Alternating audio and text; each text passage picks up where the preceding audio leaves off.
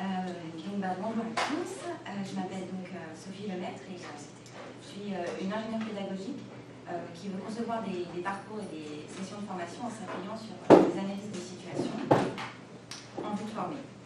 Parce qu'après plusieurs années en fait, dans l'administration des dons de formation en entreprise, l'analyse de l'activité préalable à la conception de formation, à laquelle j'ai commencé à me former par un master 1 puis 2 en ingénierie de formation professionnelle, m'a convaincu que c'est la voie la plus significative pour pouvoir proposer des formations dont les performances sont mesurables et améliorables.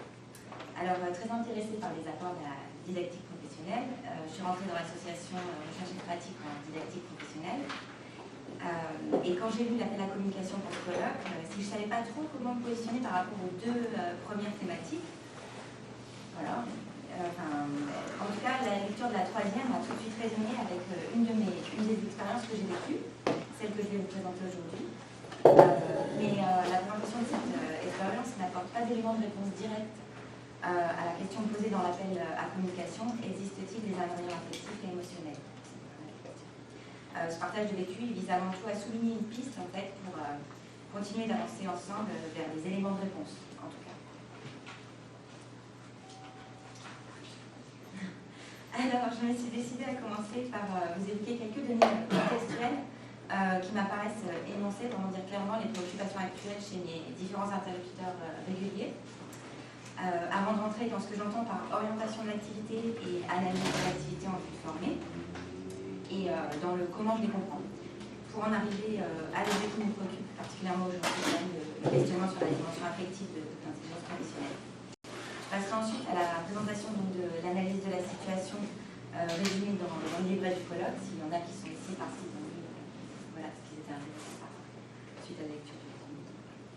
Enfin bref, en finissant par en vous montrant des représentations de données de cette analyse, puis en concluant sur ce que l'analyse de cette situation permet de soulever. Et enfin, je terminerai en revenant plus particulièrement aux intérêts et enjeux qui nourrissent du lien chercheurs et praticiens en didactique professionnelle, recherche et formation professionnelle et entreprise, et recherche et entreprise.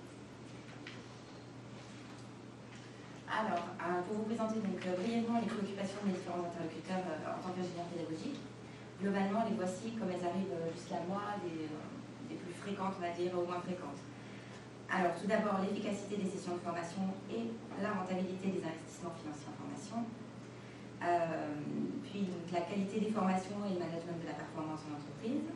Ensuite, il y a la question du profil des pilotes de projets de formation en entreprise, voire du recrutement des professionnels métiers. Puis les préoccupations pour l'activité réalisée, pour l'activité à réaliser et pour la réalisation de l'activité productive. Mais aussi, qu'est-ce que la didactique professionnelle et quels apports pour l'entreprise. Et également les environnements informatiques pour l'apprentissage humain, l'action de formation en situation de travail et l'analyse de l'activité du travailleur en situation de travail. Et il y a aussi les représentations sur lesquelles s'appuient les professionnels métiers qui reviennent. Et avant d'arriver à la question parfois de l'accès à l'orientation de l'activité au cours de la réalisation de l'activité. Alors, moi, comme je vous l'indiquais dans le plan, pour entrer dans le vif du sujet, je vais commencer par vous présenter ce que j'entends par orientation de l'activité, et comment je la comprends. Alors, du coup, de mon point de vue d'ingénieur pédagogique, conceptrice de parcours et de sessions de formation, j'ai besoin de m'appuyer sur des leviers existants pour travailler.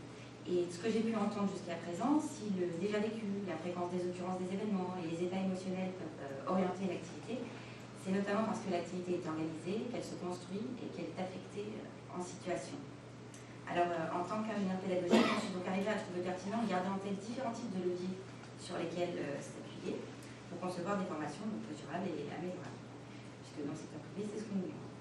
Donc, les leviers pragmatiques et cognitifs, les leviers environnementaux, donc environnement de travail, environnement d'apprentissage, et les leviers affectifs, parce que des éléments affectifs seraient médiateurs de l'effet du cadre contextuel en fait, sur les décisions des individus au cours des situations qu'ils vivent. Alors, de plus, pour garder en tête ces différents leviers, dans l'objectif toujours de concevoir des formations, la didactique professionnelle elle offre un cadre d'analyse scientifique, cadre qui me semble pouvoir permettre de comprendre différentes dimensions de l'intelligence professionnelle, qui n'apparaissent pas contradictoires, notamment l'intelligence de la tâche.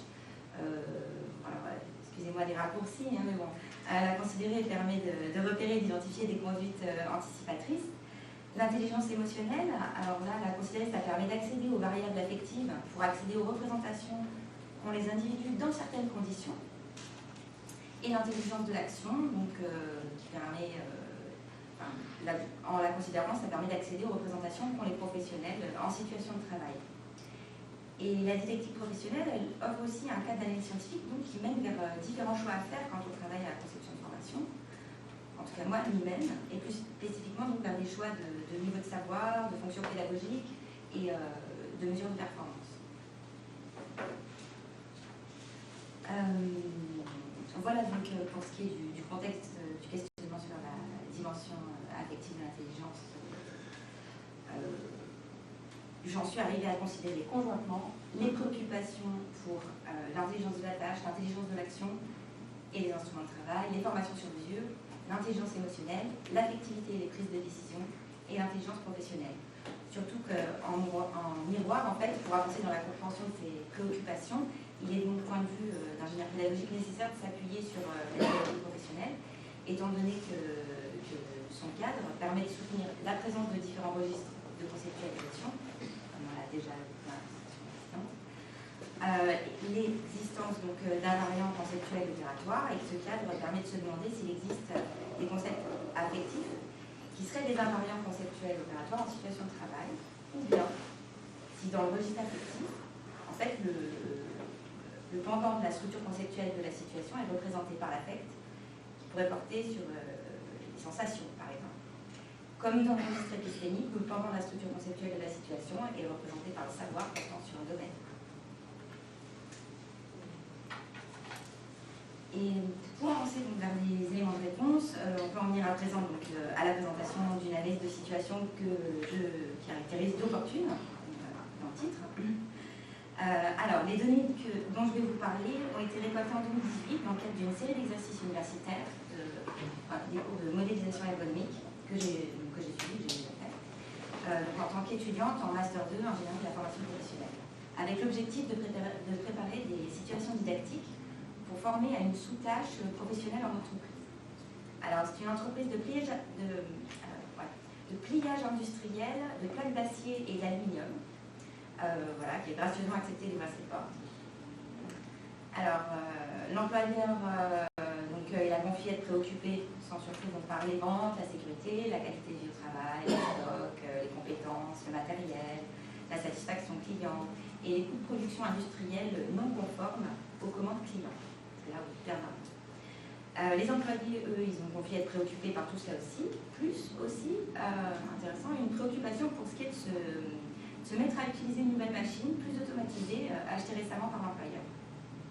Et pour ma part, en plus de partager donc à la fois les préoccupations de l'employeur et des employés, bon, sincèrement, j'étais préoccupée donc, par la réussite de la série d'exercices.